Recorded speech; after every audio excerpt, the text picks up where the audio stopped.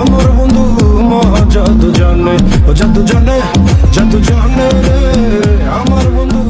দায়িত্ব গ্রহণের পর এটিই ছিল তার প্রথম সরকারি বিদেশ সফর। মালয়েশিয়ার প্রধানমন্ত্রী আনোয়ার ইব্রাহিমের আমন্ত্রণে তিনি কুয়ালালামপুর সফর করেন। এই সফরকে শুধু একটি আনুষ্ঠানিক রাষ্ট্রীয় সফর হিসেবে দেখা হচ্ছে না, বরং দুই দেশের ভবিষ্যৎ সম্পর্কের জন্য একটি গুরুত্বপূর্ণ অধ্যায় হিসেবেও বিবেচনা করা হচ্ছে।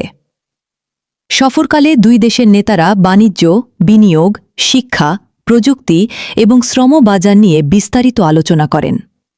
বিশেষ করে মালয়েশিয়ায় কর্মরত এবং ভবিষ্যতে যেতে ইচ্ছুক বাংলাদেশি শ্রমিকদের বিষয়টি গুরুত্বের সঙ্গে আলোচনায় উঠে আসে। বহু বাংলাদেশি পরিবার তাদের জীবিকা নির্বাহের জন্য প্রবাসী আয়ের ওপর নির্ভরশীল। তাই এই সফরকে ঘিরে সাধারণ মানুষের মধ্যেও ছিল বিশেষ আগ্রহ। মালয়েশিয়ায় অবস্থানকালে তারেক রহমান বিভিন্ন অনুষ্ঠানে অংশ নেন এবং প্রবাসী বাংলাদেশিদের প্রতিনিধিদের সঙ্গেও মতবিনিময় করেন। প্রবাসীদের আশা আকাঙ্ক্ষা, তাদের সমস্যা এবং ভবিষ্যৎ সুযোগ নিয়ে আলোচনা হয়। অনেকেই মনে করছেন এই সফরের মাধ্যমে বাংলাদেশ ও মালয়েশিয়ার সম্পর্ক আরও শক্তিশালী হবে। তবে রাজনৈতিক ও কূটনৈতিক আলোচনার পাশাপাশি সামাজিক যোগাযোগ মাধ্যমে সবচেয়ে বেশি আলোচনায় আসে একটি ভিডিও।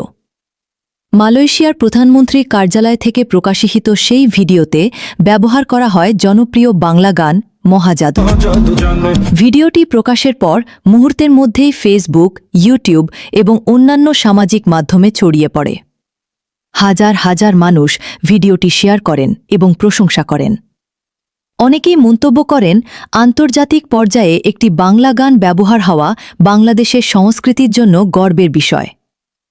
গানটির সুর, ভিডিওর দৃশ্য এবং সফরের গুরুত্ব একসঙ্গে মিলে একটি বিশেষ